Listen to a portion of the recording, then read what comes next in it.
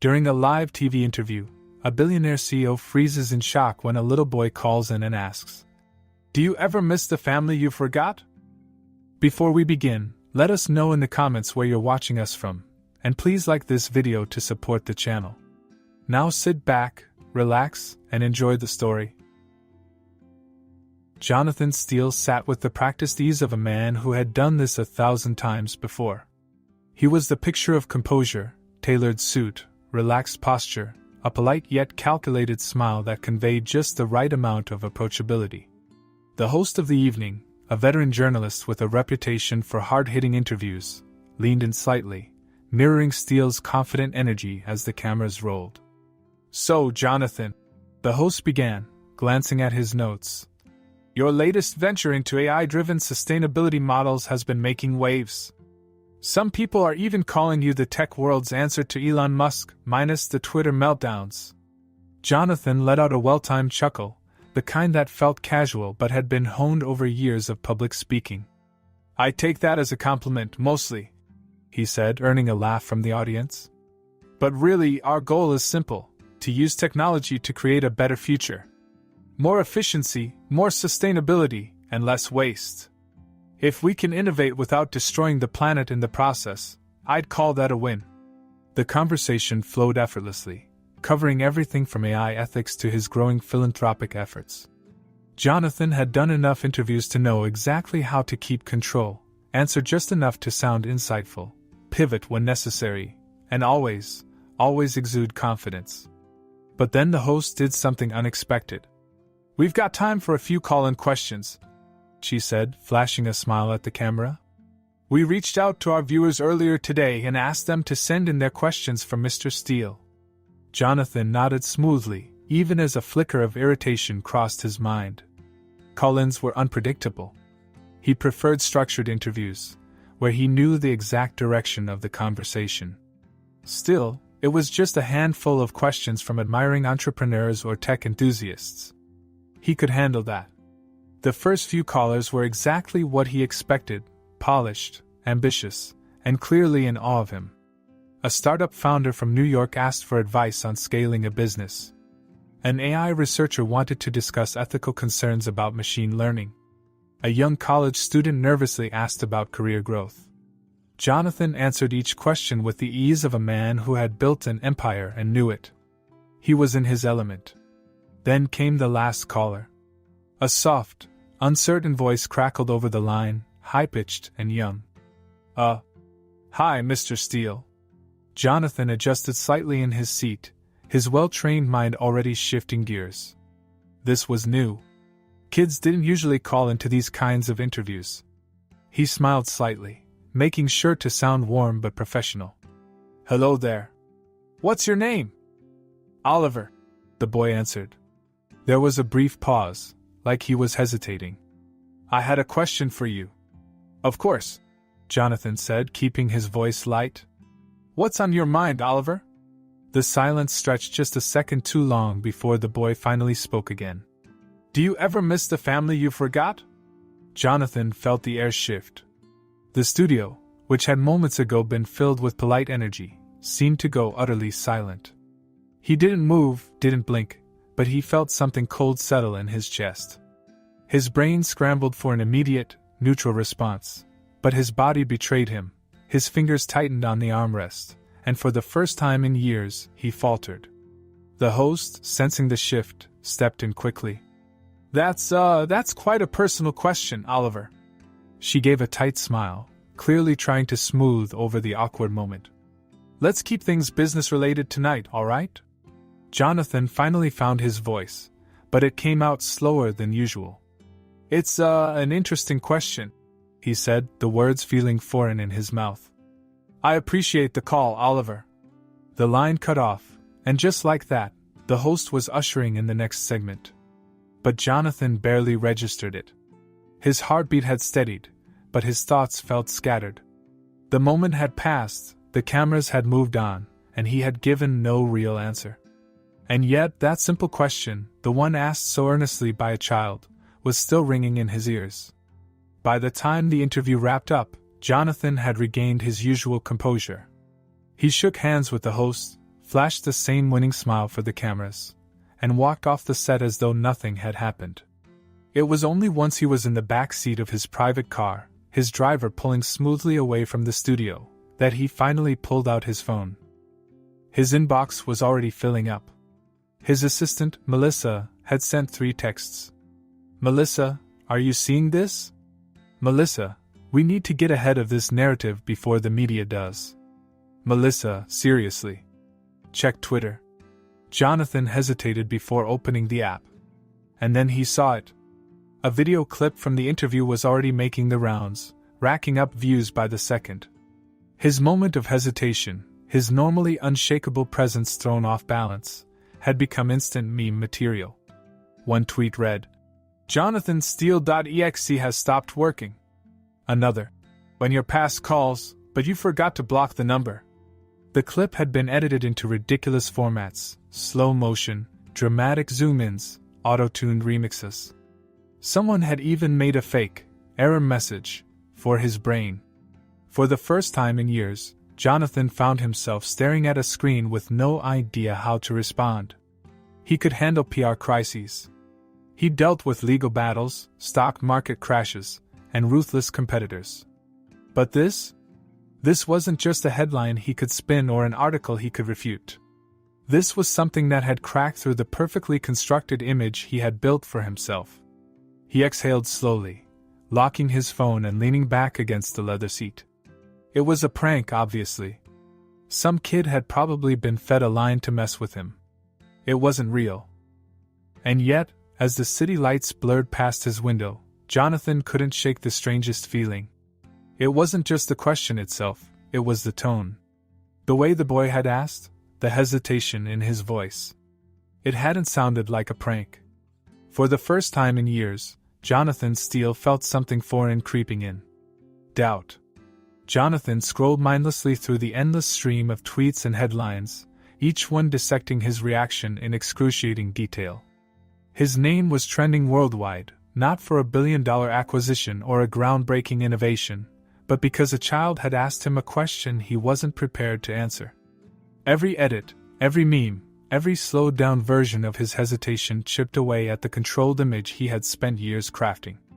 It was ridiculous. It was a fluke. And yet the moment stuck to him like something heavy and unshakable.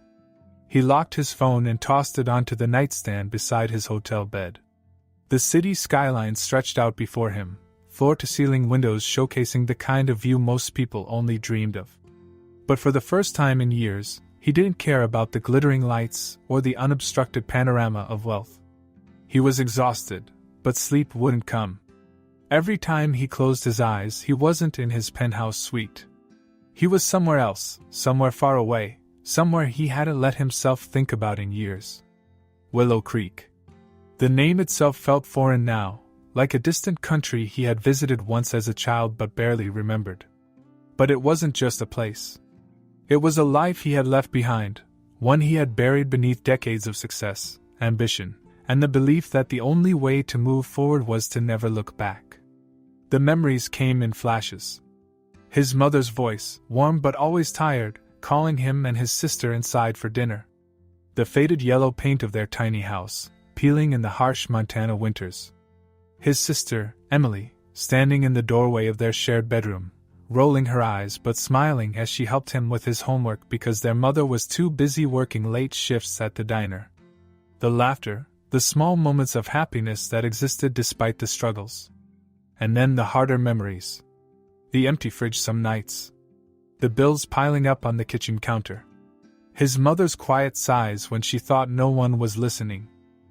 And then, the moment that changed everything. 18 years old.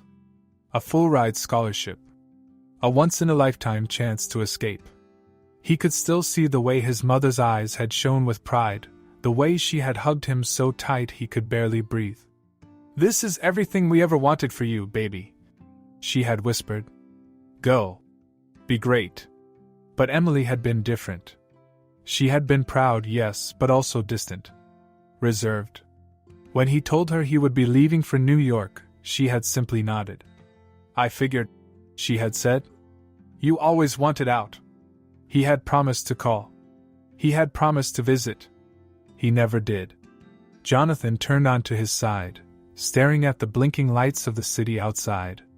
He had told himself for years that it wasn't personal. He hadn't abandoned them. He had just moved on. That was how life worked, wasn't it? You worked hard, you made something of yourself, and you didn't dwell on the past. His mother had understood that. She had wanted this for him.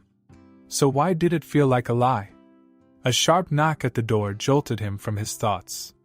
He sat up, running a hand through his hair before calling out, "Come in." Melissa stepped inside, phone in one hand, a Starbucks cup in the other. Her expression was a mix of exasperation and something close to amusement. "Well, congratulations. You're officially the internet's favorite malfunctioning billionaire." Jonathan sighed, rubbing his temples. "I assume it's bad." "Oh, it's worse than bad," she said, setting the coffee down on the table beside him. "The media is having a field day. Every major outlet is running pieces on your mysterious past. Who is Oliver? Did Jonathan Steele abandon a secret family? It's honestly kind of impressive how quickly people jump to the worst conclusions." Jonathan groaned. "Tell me there's a way to shut this down." Melissa gave him a look. "Not unless you want to announce to the world who that kid actually is." He hesitated. That was the problem. He didn't know who Oliver was. "Not yet." Melissa crossed her arms. "I've been doing some digging. I figured you wouldn't." Jonathan shot her a sharp glance, but she only raised an eyebrow in response. She knew him too well. The call came from Montana. More specifically, Willow Creek. The name landed like a blow to the chest. He kept his expression neutral. "And?" Melissa sighed, pulling up something on her phone and handing it to him. "Your mother's old house is still there. Run down, but still standing. And your sister Emily? She's still in town." Jonathan felt something tighten in his chest. It had been years since he had even thought about his sister. Years since he had last heard her voice. Melissa continued, her tone softer now. "Jonathan, I think the kid, Oliver, he's her son." Jonathan exhaled slowly, setting the phone down. "And my mother?" Melissa hesitated. He already knew the answer before she spoke. "She passed away. About 4 years ago." For a moment, the only sound in the room was the distant hum of the city outside. Jonathan stared at the table, feeling an unfamiliar heaviness settle over him. His mother gone. He had spent years telling himself he would go back someday. That there would be time. That he was just too busy, too caught up in work, and that she would understand. But there was no time. Not anymore. Melissa watched him carefully. "I know you probably don't want to deal with this, but you might not have a choice. The media's already on this story. Reporters are sniffing around Willow Creek, trying to find any dirt they can on you. If you don't get ahead of this, I'll handle it." Jonathan cut in. Melissa blinked. "Wait, what?" He stood, running a hand over his jaw. "Book me a flight to Montana." Melissa's mouth opened slightly, like she was waiting for him to laugh and say he was joking. When he didn't, she shook her head, muttering, "I must be hallucinating." He shot her a flat look. "Melissa." She held up her hands. "Fine, fine. But this is either the dumbest or the smartest thing you've ever done, and I honestly don't know which yet." Jonathan ignored her, picking up his phone and staring at the black screen. For years he had told himself he didn't have a past worth looking back on. That family was a concept for people who didn't have empires to run. But now, as he stood in his hotel room, the weight of what he had left behind pressing in on him, one thought ran through his mind. He had to go home. The private jet touched down in Montana just after sunset, the sky streaked with shades of amber and deep purple. Jonathan barely acknowledged the pilot's smooth landing, his thoughts tangled in the mess he had spent the last 24 hours trying to untangle.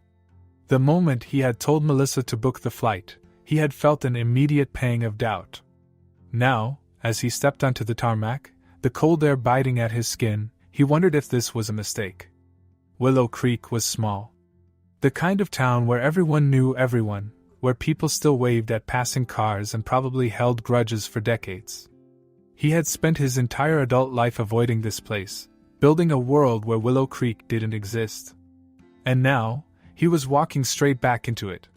Melissa had, as expected, been both impressed and exasperated by his decision.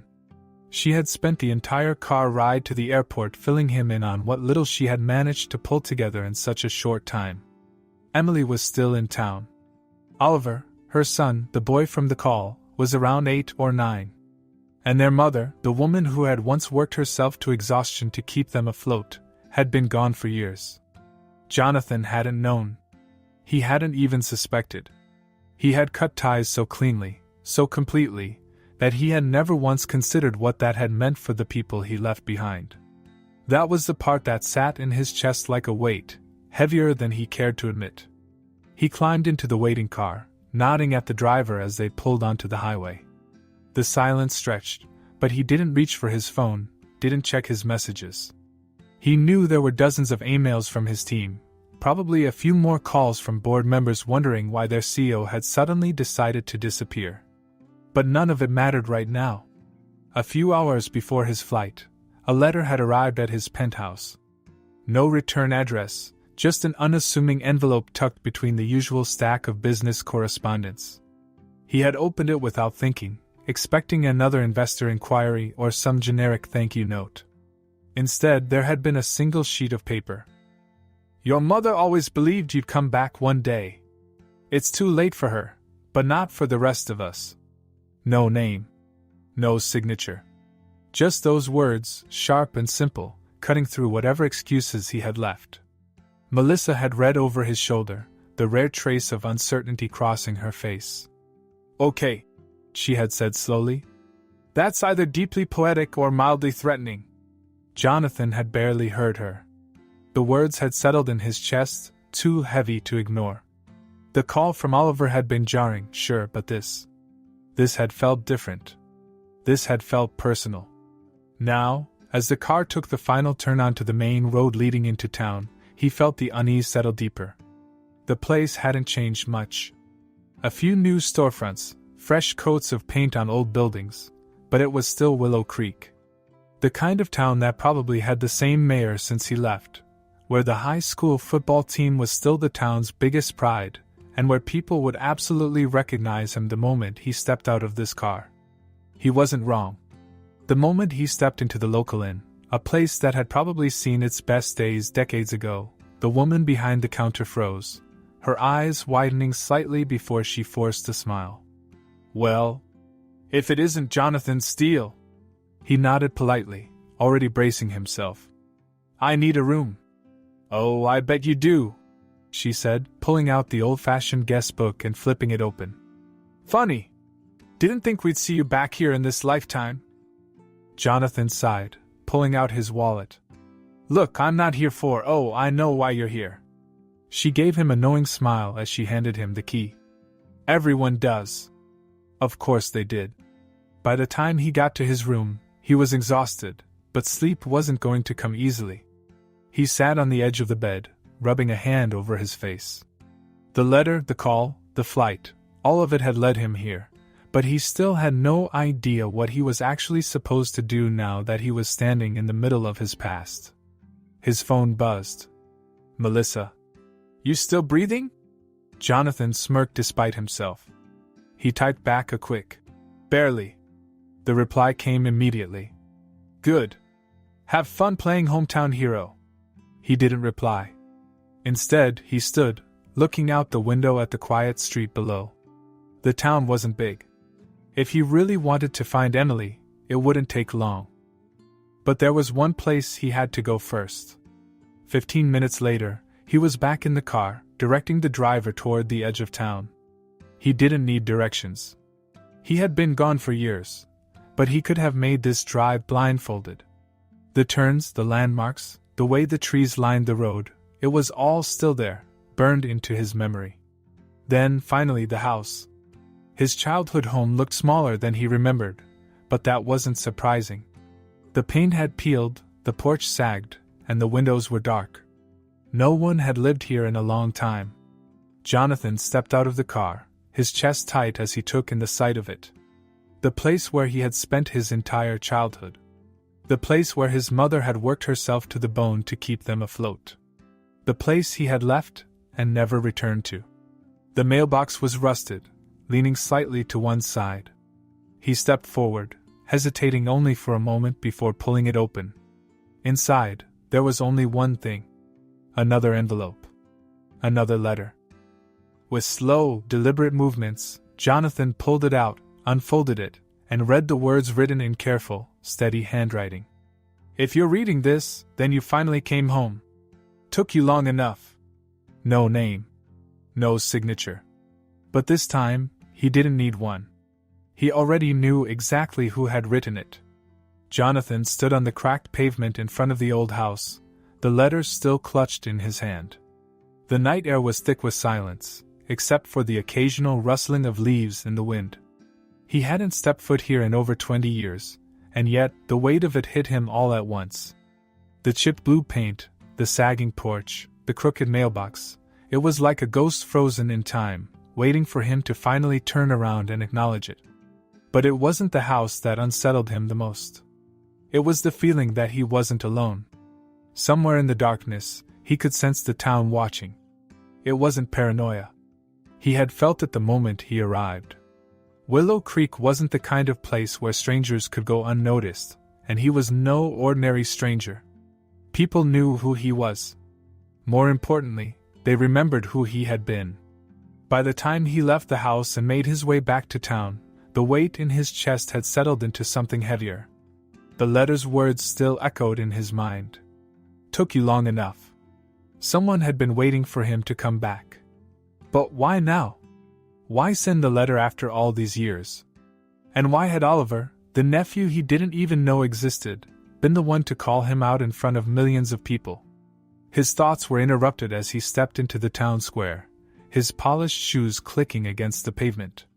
It was late, but the local diner was still open, its neon sign flickering unevenly like it was barely holding on.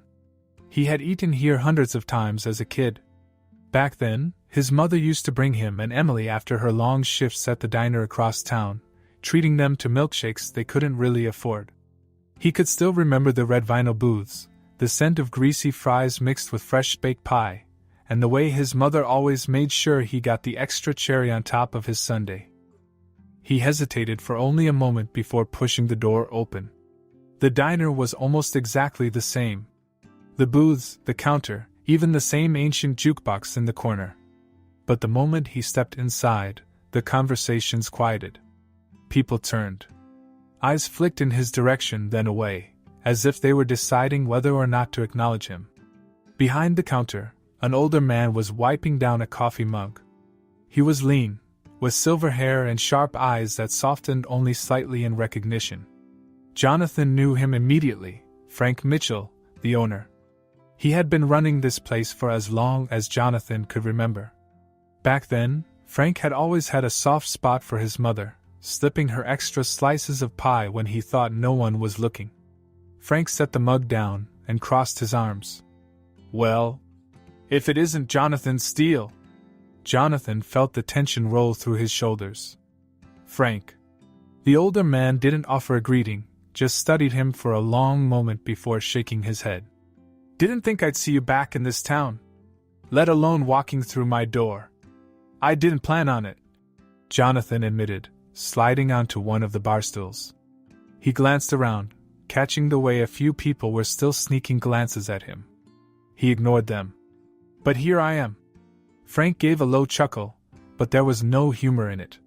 He reached for the coffee pot, pouring a fresh cup and setting it in front of Jonathan without asking.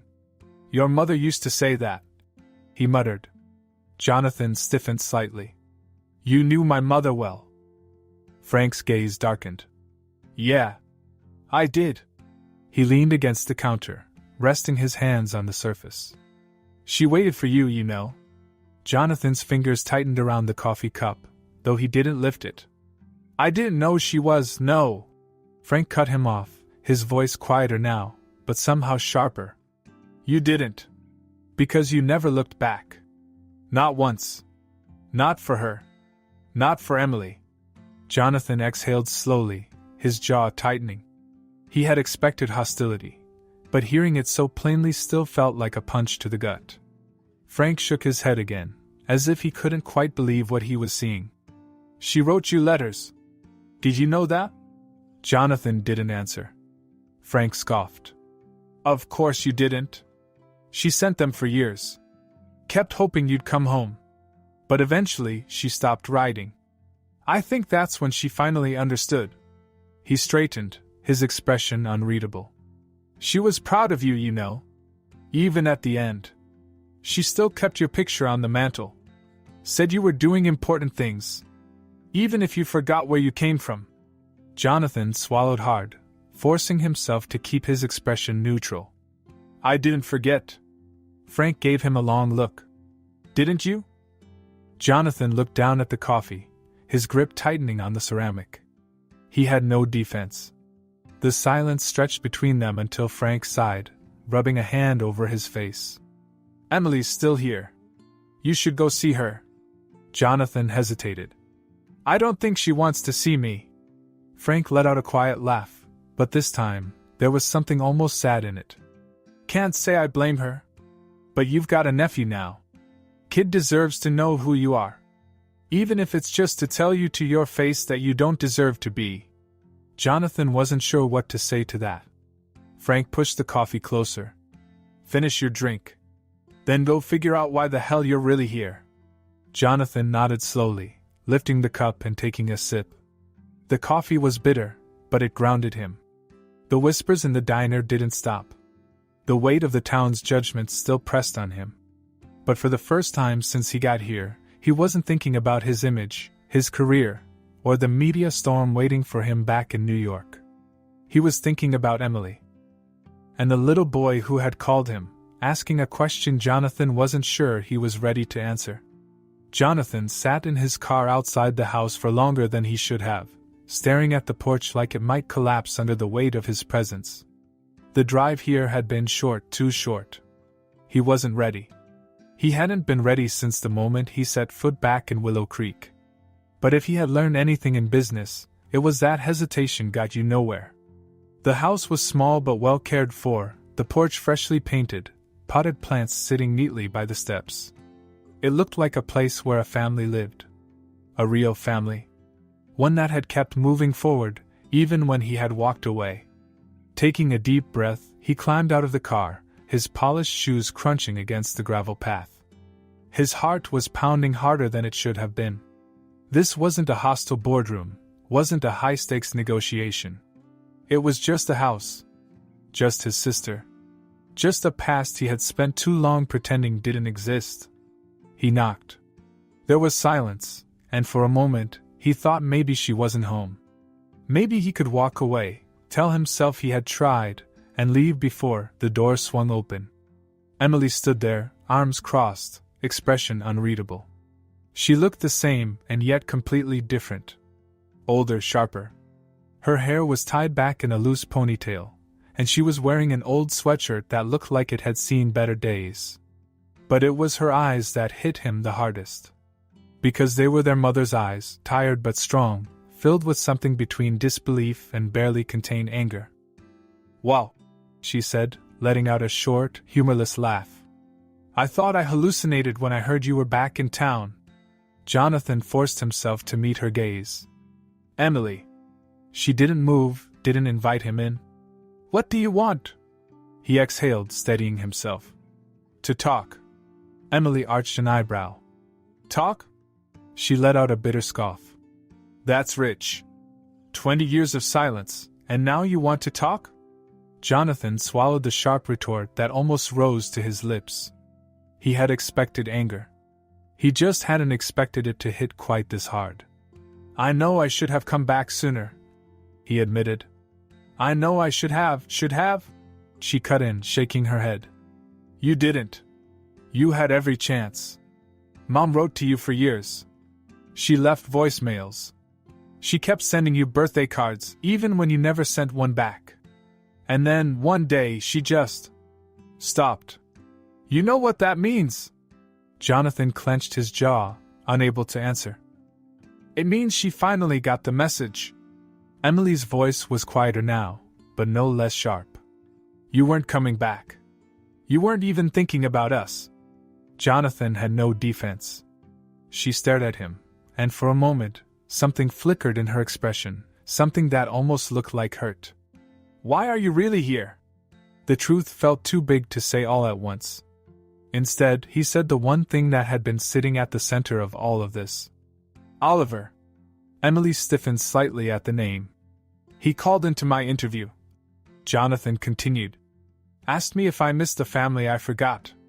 Something flashed in her eyes, something protective. I didn't know he did that. She muttered, rubbing her temples like she was trying to suppress a headache. He's the reason I came back, Jonathan admitted. Emily let out another short, disbelieving laugh. Of course. It wasn't Mom's letters. It wasn't me. It was a kid you didn't even know existed. Jonathan's stomach twisted. I didn't know about him.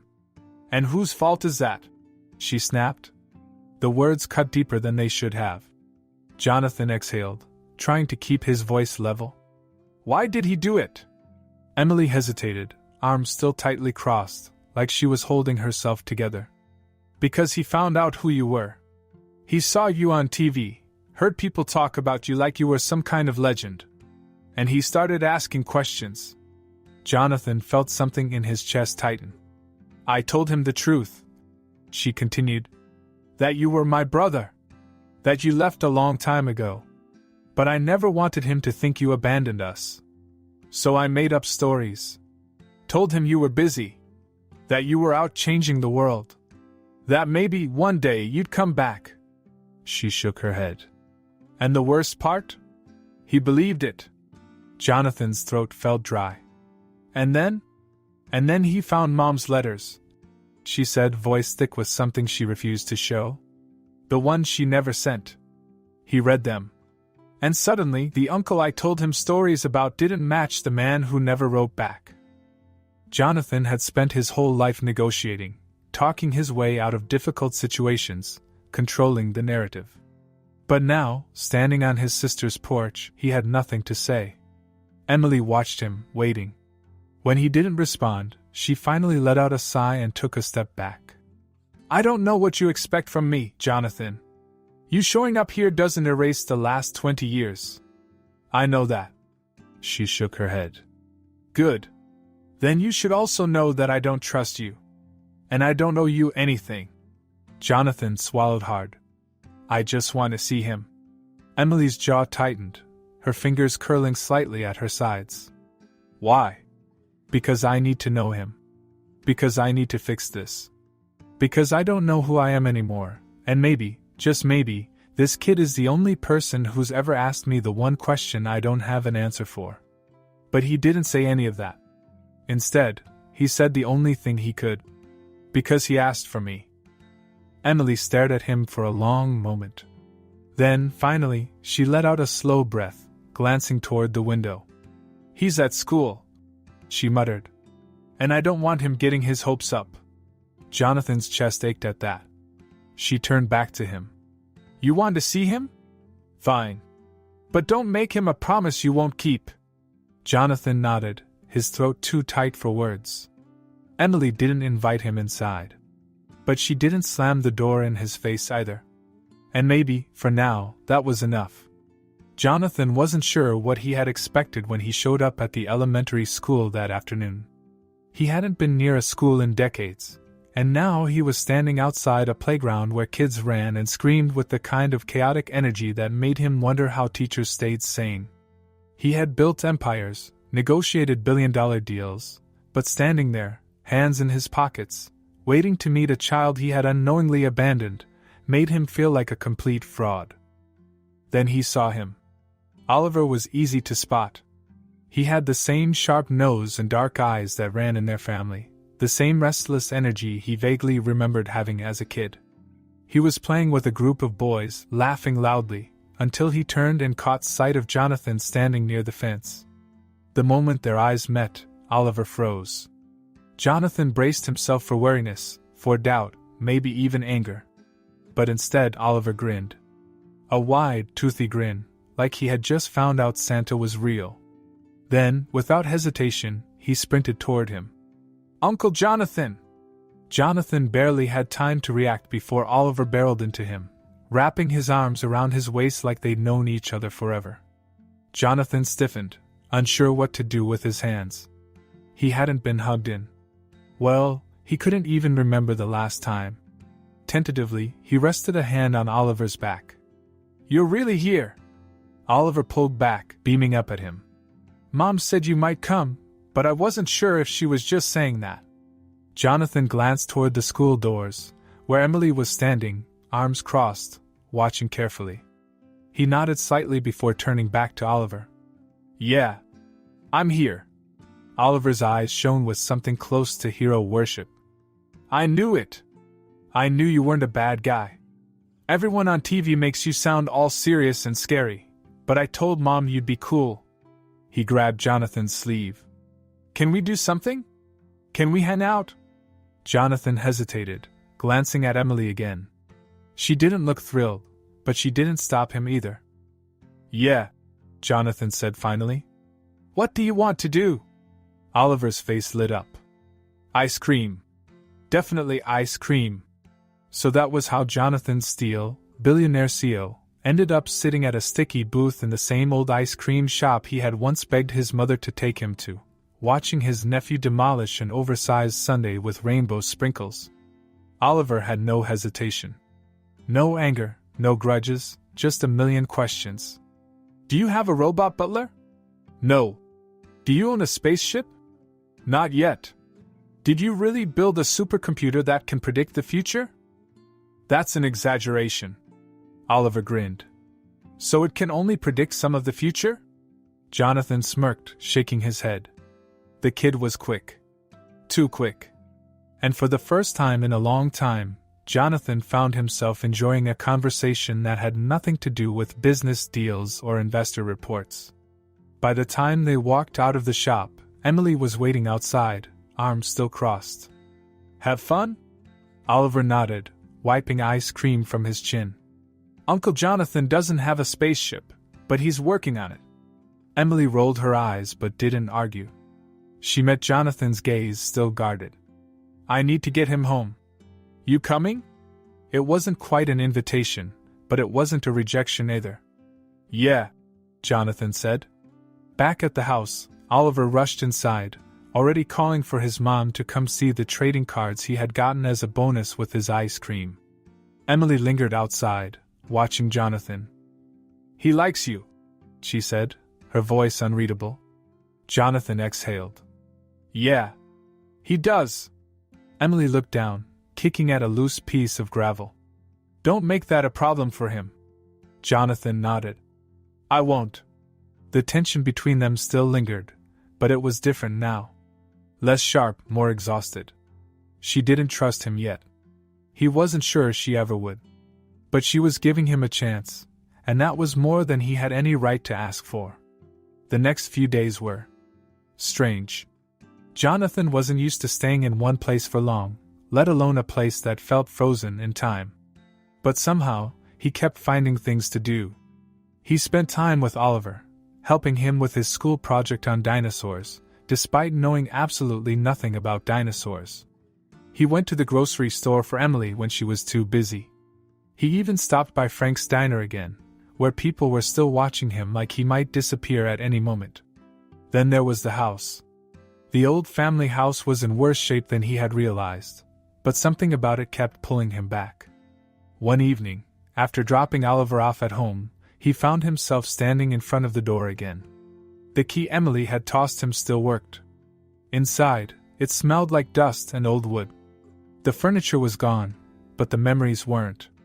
He moved through the room slowly, tracing his fingers over the walls, the door frames. He stopped at what had once been his mother's bedroom. Something made him check the closet. It was mostly empty, but in the corner, tucked away like it had been forgotten, was a small box. He pulled it out, fingers brushing against the lid before he opened it. Inside were letters. Stacks of them, tied together with old string. Some still sealed. Some yellowed with age. all addressed to him. Jonathan sat on the floor, his back against the wall, and opened the first one. Dear Jonathan, I hope you're eating enough. I know you're busy, but I just wanted to write and tell you how proud I am. I saw your interview in the newspaper. You looked so handsome. Emily says you're too busy to call, but I understand. You've got a big life now. I just want you to know we're thinking of you. His hands shook as he opened another. I don't know if you're getting these. Maybe you're too busy, or maybe you just don't want to be reminded of home. That's okay. I just hope you're happy. That's all I ever wanted for you. He opened another. And another. Each one a reminder of how much she had loved him, how much she had believed in him even when he had given her nothing in return. By the time he reached the last letter, his vision was blurred. I still dream about you coming home one day. Jonathan closed the box, pressing his forehead against his knee. She had never stopped waiting. And he had never come. Jonathan had always believed that when the moment came, the moment where he had to choose between his past and his future, he wouldn't hesitate. For years, his priorities had been clear. His company was his legacy, his empire. No distractions, no sentimentality, just progress. But now, sitting in his childhood home with a box of letters that had nearly broken him, he wasn't so sure. He spent the next day in a daze, going through the motions, helping Emily fix a broken cabinet in the kitchen, walking Oliver to school, even stopping by the diner where Frank, begrudgingly, let him drink his coffee in peace. He wasn't sure what he was waiting for, but it felt like something was about to shift. And then it did. His phone rang late in the afternoon. He almost didn't answer. It had been days since he had checked in with his team, and he had a feeling that whatever this was, it wasn't good. But old habits died hard. Melissa's voice was sharp the second he picked up. Took you long enough. Jonathan exhaled. Hello to you too. Don't start. She snapped. Where are you? I think you already know. Yeah, and so does the rest of the world. She let out a frustrated sigh. I don't know what's going on with you, but we have a problem. Jonathan pinched the bridge of his nose. Define problem. Define? Oh, I don't know, maybe the fact that our investors are panicking because their fearless leader disappeared into small-town obscurity? Or maybe the fact that the board is in full-blown crisis mode? Or how about the fact that stock prices dipped 7% this morning because there's speculation that you're not coming back? Jonathan closed his eyes. Melissa. No. Don't Melissa me. She shot back. Jonathan, this isn't a joke. They're demanding answers. They want to know if you're still in control, or if they should start looking for someone else to replace you. His grip on the phone tightened. They can't replace me. They can if you let them. She snapped. Look, I don't know what kind of existential crisis you're having out there, but we have worked too hard for you to throw everything away over some. She hesitated, and he knew exactly what she was about to say. Some what? He said quietly. Melissa sighed. Some nostalgia trip. Some misplaced guilt over a past you already left behind. Jonathan, you built this company. You're the only thing holding it together. If you don't come back now, there may not be anything left to come back to. Jonathan's pulse pounded. He had built this. He had clawed his way up from nothing to create an empire that people respected, feared. He had sacrificed for it, bled for it. But now, for the first time, he was starting to wonder what it had cost him. Melissa's voice softened just slightly. I booked you a flight back to New York. First thing in the morning? Come home, Jonathan. Before it's too late. She hung up before he could respond. Jonathan stood there for a long time, phone still in his hand, staring at the floor. He had known this was coming. He had always known this wasn't permanent. He had convinced himself he was only here to find answers, to close an old chapter. But now, faced with the choice, he realized he didn't know which way to turn. Emily found him outside a few minutes later, leaning against the porch railing, staring out at nothing. She didn't say anything at first. Then, finally, You're leaving. It wasn't a question. Jonathan ran a hand down his face. I don't know. Emily let out a quiet laugh, but there was no humor in it. Yeah, you do. He turned to face her. Emily. She shook her head. No. Don't do that. Don't act like you're torn, like this is some impossible decision. She crossed her arms, her voice hard. You've always chosen the same thing, Jonathan. And this time won't be any different. You don't know that, he said, but even as the words left his mouth, they felt weak. She scoffed. Don't I? She gestured toward the house, the street, the town. This isn't your life. You don't belong here, and you've never wanted to. You don't know how to stay. Jonathan wanted to argue, but deep down, he knew she was right. Emily exhaled, her shoulders slumping. When she spoke again, her voice was quieter. Just go, Jonathan. That's what you do best. The words hit harder than he expected. The door creaked open before he could respond. Wait, he's leaving? Jonathan turned to see Oliver standing there, wide-eyed. Emily closed her eyes briefly, muttering, Oliver. Oliver looked at Jonathan, brows furrowed. You just got here. Jonathan's chest tightened. I know, buddy. Oliver took a step closer. But you said you were gonna help fix Grandma's house. And we still didn't get to go to the lake, and I wanted to show you my science project and... His voice cracked. Are you really leaving again? Jonathan felt something pull deep in his gut. He had spent his entire life building something bigger, something greater, convincing himself that this, a small town, a quiet life, was never what he wanted. And maybe it still wasn't. But right now, looking at Oliver's face, he wasn't so sure. He faltered, and for the first time in his life, he didn't have an answer. Oliver's expression wavered. His excitement dimmed, replaced by something heavier. Oh, the boy said quietly. Jonathan had spent his entire life negotiating, spinning the truth into whatever version of it best suited him. But he couldn't do that now. Not to Oliver. I don't know what I'm going to do, he admitted. Oliver nodded slowly, like he was trying to understand. Okay, he whispered. But Jonathan could hear it. The disappointment. The hurt. Emily sighed, running a hand through her hair. I told you not to make him a promise you wouldn't keep. Jonathan closed his eyes for a brief second, forcing himself to stay composed. The weight of his past was pulling him in one direction. His future was pulling him in another. For the first time, he had no idea which way to go.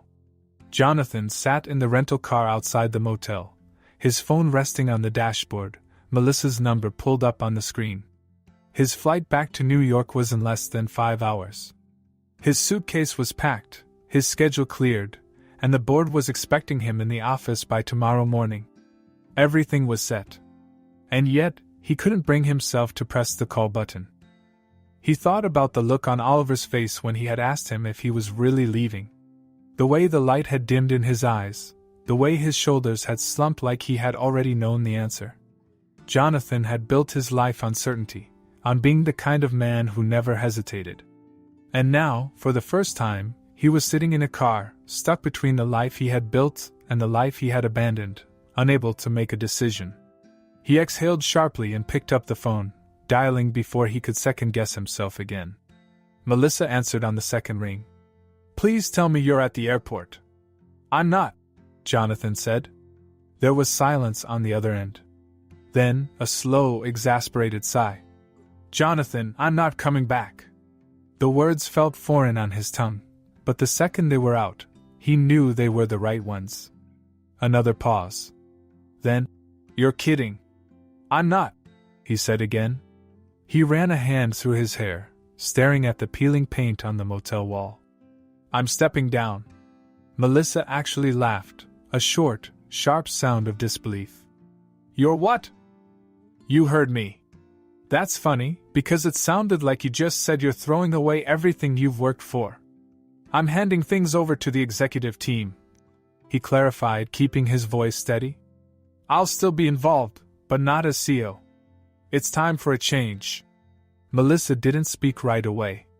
When she did, her voice was quieter. This isn't like you. I know. This is your entire life. No, Jonathan said. It was my entire life. Melissa was silent for a long moment. Then, finally, she sighed. If this is really what you want, I'll make the calls. But I hope you know what you're doing. Jonathan smiled slightly. For the first time, I think I do. He ended the call before she could argue and leaned back in his seat, staring up at the ceiling. He had just walked away from the empire he had spent his whole life building. And instead of panic, all he felt was relief. Later that afternoon, he walked through the overgrown grass of his childhood home, the key Emily had given him cool in his hand. The house was still in disrepair, but for the first time, he didn't see it as a ruin. He saw potential. The inside smelled of dust and time, but it didn't bother him. What did bother him was the box still sitting on the floor where he had left it, his mother's letters waiting to be read. Jonathan picked it up and carried it with him when he drove back to Emily's. She opened the door, expression unreadable as she let him in. They sat at the kitchen table, the box between them, either of them speaking right away. Finally, Jonathan took a breath. I should have come back sooner. Emily crossed her arms but didn't interrupt. He reached for the box, untied the string, and pulled out one of the letters. His mother's handwriting was small, careful. His fingers trembled slightly as he held it out to Emily. She never stopped writing, he said quietly. Emily hesitated before taking it from him, running her fingers over the worn paper. She didn't say anything, but something in her expression softened. I didn't answer because I told myself I was too busy, Jonathan continued, that I had too much going on. But the truth is, I was scared. Emily finally looked up. Of what? Jonathan exhaled. That if I came back, I'd have to face what I left behind. Emily studied him for a long moment before shaking her head. You can't fix the past, Jonathan. I know, he said. But maybe I can start fixing the future. Her jaw tightened, like she was still trying to hold on to her anger. But then, she reached for another letter, flipping it open. Her eyes scanned the words, and just for a moment, she looked like the sister he remembered, young, hopeful, full of something that hadn't been worn down by years of disappointment. Jonathan swallowed hard. I want to stay. Emily blinked.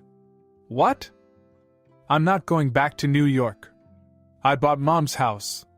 I'm going to fix it up. Be around. He met her gaze. If you'll let me.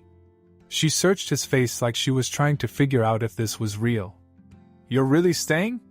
Jonathan nodded. For the first time in 20 years, Emily smiled. It was small, hesitant, but it was real. When they visited their mother's grave later that evening, the wind was gentle, the sky stretching wide above them. The cemetery was quiet, only the sound of leaves rustling in the breeze.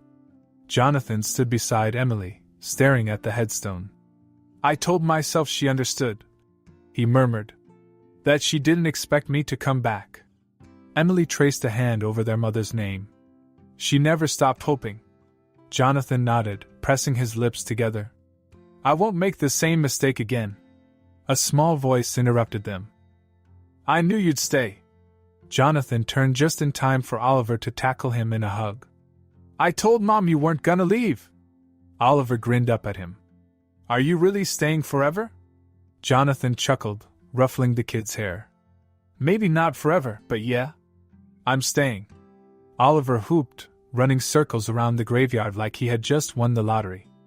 Emily shook her head, amused. You're going to regret this when he starts showing up at your house every day. Jonathan smirked. Looking forward to it. That night, he sat on the front porch of the old house, a stack of letters beside him, the stars stretching endlessly above. For the first time, Jonathan Steele, billionaire CO, the man who had once thought he had everything, felt something he hadn't felt in years. He felt home. The days that followed were unlike anything Jonathan had ever known. In New York, life had been a series of carefully planned meetings, structured schedules, and a constant push toward the next big milestone. But here, in Willow Creek, time moved differently. It stretched in ways he had never let it before. There were no investors breathing down his neck, no boardroom battles, no sleepless nights fueled by ambition and pressure. There was only the creak of the old front porch beneath his feet, the quiet hum of cicadas in the evening air, and the laughter of a boy who had, against all odds, welcomed him like he had never left.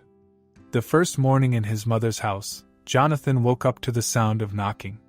He groggily made his way to the door, only to find Oliver standing there, grinning up at him, a baseball glove in one hand and a determined gleam in his eyes. "Mom says you need to start doing normal people stuff," Oliver declared. "So today, we're playing catch." Jonathan blinked at him. "Do I have a say in this?" "Nope." Jonathan huffed a laugh but stepped outside anyway. Oliver wasn't great at throwing, and Jonathan wasn't great at catching, so the game quickly turned into a series of wild misses and exaggerated dives, the two of them laughing like fools in the middle of the overgrown yard. Emily, watching from the porch with her arms crossed, shook her head and muttered, "God help me, there are two of them now." Later that day, Jonathan found himself at Frank's diner again. This time, there were fewer stares, fewer whispers. Frank still watched him with that gruff, unreadable expression, but when Jonathan finished his coffee, the old man poured him another without a word. A few days later, Emily found him in the backyard, sleeves rolled up, hammer in hand as he worked on fixing the broken porch steps. She leaned against the railing, smirking.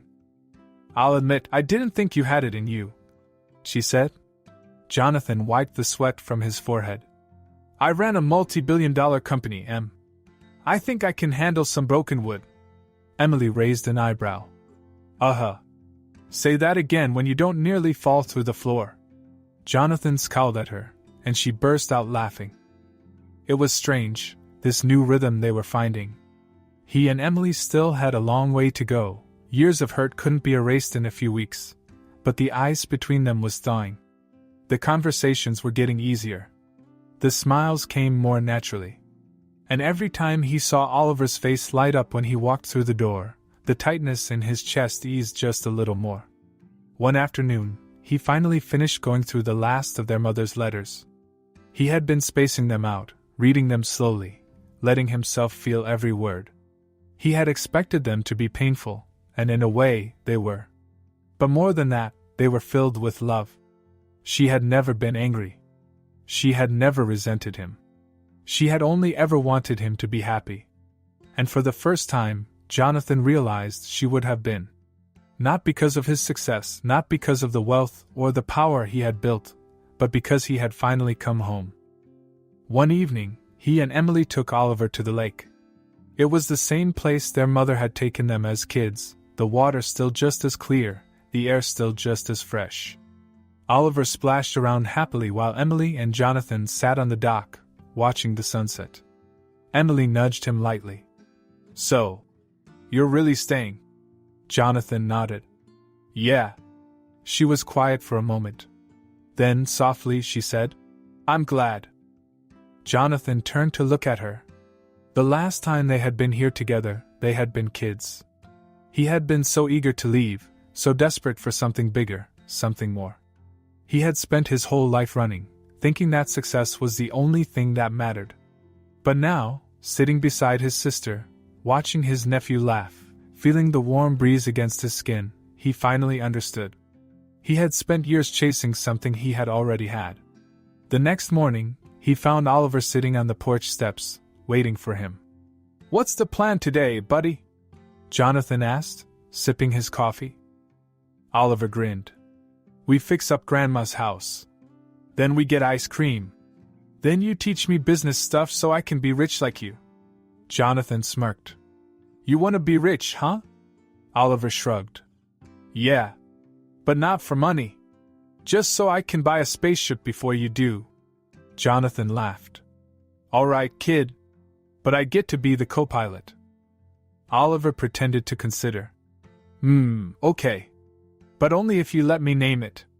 Jonathan reached over and ruffled the boy's hair. "Deal." And for the first time in his life, Jonathan Steele wasn't looking toward the future. He was exactly where he was meant to be. Home.